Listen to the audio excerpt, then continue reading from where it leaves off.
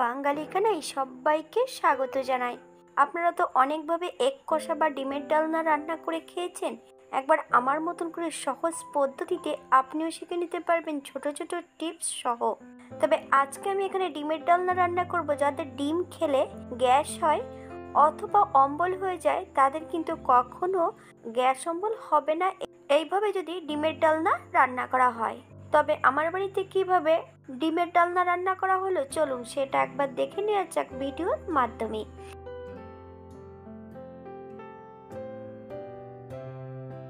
এখানে আমি 6খানা ডিম আগের থেকে সেদ্ধ করে নিয়েছি। ডিম সেদ্ধ করার পদ্ধতি: একটা পাত্রে ডিমগুলো অ্যাড করার পর পরিমাণ মতন জল দিতে হবে আর 1 চামচ লবণ।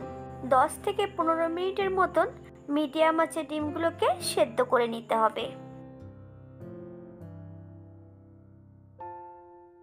এই পর্যায়ে আমি সম্পূর্ণ ডিমগুলোর খোসা পরিষ্কার করে নিয়েছি। একটু একটু করে আমি ডিমগুলোর গায়ে কাট লাগিয়ে দিয়েছি। এই পর্যায়ে লাগাবো 1/2 চামচ নুন, 1/2 চামচ হলুদ গুঁড়ো, সামান্য একটু কাশ্মীরি লঙ্কার গুঁড়ো। লাগিয়ে রেখে দেব 10 মিনিটের জন্য ডিমগুলোকে রেস্টে। আজকে রান্না করব আমি সাদা তেলে। একটা কড়াইতে বেশ কিছুটা সাদা তেল অ্যাড করেছি। ফোড়নে রেখেছি সাদা জিরে। মিডিয়াম সাইজের একটা পেঁয়াজ আর 4 কোয়া রসুন 80% মতন বেটে নিয়েছি। এই পর্যায়ে সম্পূর্ণ পেঁয়াজ রসুনটা আমি তেলের মধ্যে অ্যাড করব।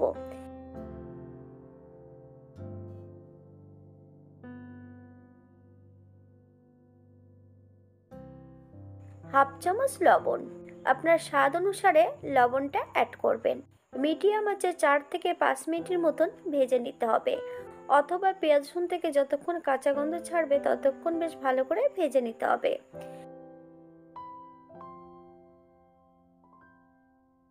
পেঁয়াজ রসুন ভাজার মাঝপথে মিডিয়াম সাইজের 2টো আলু আর একটা টমেটো বেশ ছোট ছোট টুকরো করে এই পর্যায়ে অ্যাড করতে হবে।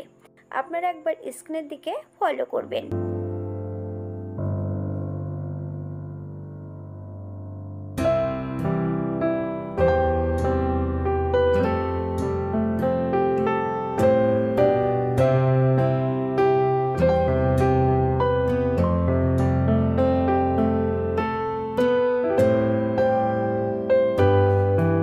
আগের থেকে বেশ কিছুটা মশলা বেটে রেখেছি।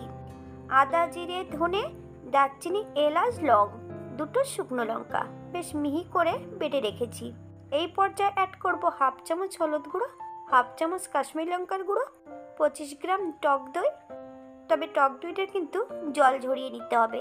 2 চামচ কাঁচা সর্ষের তেল। বেশ মশলাটা ভালো করে মিশিয়ে নিতে হবে। বাঙালি রান্না ঘরোয়া উপকরণ দিয়ে।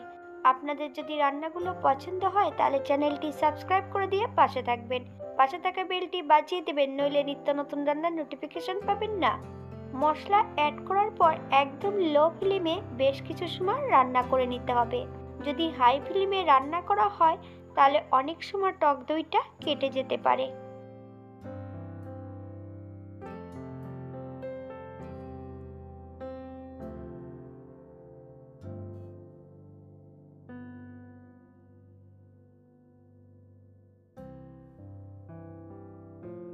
মশলা ভাজার মাঝপথে অ্যাড করব মশলা ধোয়া বাটি থেকে বেশ কিছুটা জল। মশলাটা বেশ ভালো করে কষিয়ে নিতে হবে, অথবা মশলা থেকে যতক্ষণ তেল না ছাড়ছে ততক্ষণ বেশ ভালো করে মশলাটা কষিয়ে নিতে হবে।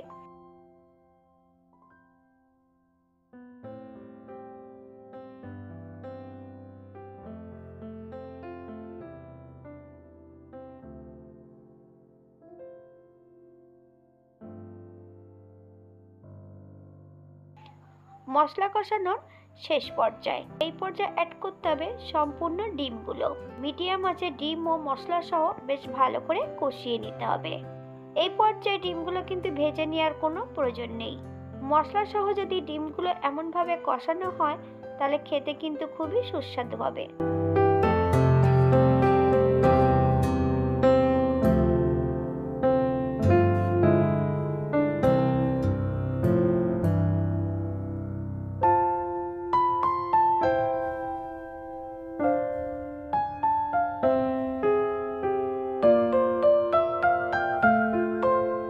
এই পর্যায়ে অ্যাড করব বেশ কিছুটা কাঁচা লঙ্কা আর বেশ কিছুটা ধনেপাতা কুচি। আপনারা যদি পছন্দ করেন তাহলে পরিমাণে বাড়িয়ে দিতে পারেন।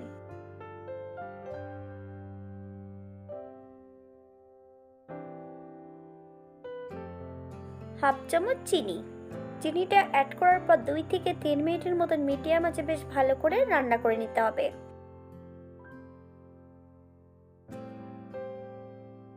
এই পর্যায়ে অ্যাড করব ঈষদুষ্ণ 1 কাপ গরম জল। আপনাদের যতটা গ্রেভির প্রয়োজন আপনারা ততটা জল অ্যাড করতে পারেন।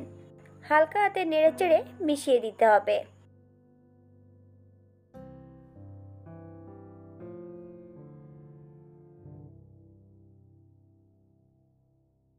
এই পর্যায়ে আমি মিডিয়াম আঁচে 10 মিনিটের জন্য ঢাকা দেব, যাতে আলুগুলো সেদ্ধ হয়ে যায়।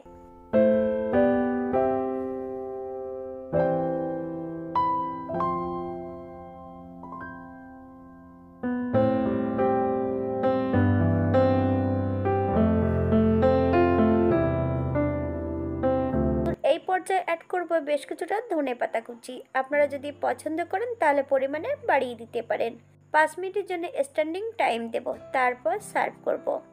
এটা দেখতে যেমন ভারী সুন্দর হচ্ছে, এটা রুটি, ভাত, পরোটা সব কিছুর সঙ্গে অসম্ভব ভালো লাগবে। আপনারা বাড়িতে একবার একই পদ্ধতিতে বানিয়ে নেবেন। রান্নার জন্য ব্যবহার করেছিলাম সাদা তেল, আপনারা সরষের তেল দিয়েও রান্নাটা করতে পারেন। আজকের ভিডিওটি এই পর্যন্ত। সবাই সুস্থ থাকবেন, ভালো থাকবেন। অন্যদিন নতুন রেসিপি নিয়ে আপনাদের সামনে আবার আমি হাজির হব। নতুন ও পুরনো সকল বন্ধুদের অসংখ্য ধন্যবাদ ভিডিওটি দেখার জন্য। হাতে যদি সময় থাকে তাহলে একটা লাইক, কমেন্ট, শেয়ার করবেন। আপনাদের একটা লাইক, একটা কমেন্ট আমাদের কাজের মাত্রাটা অনেকটা বাড়িয়ে দেয়।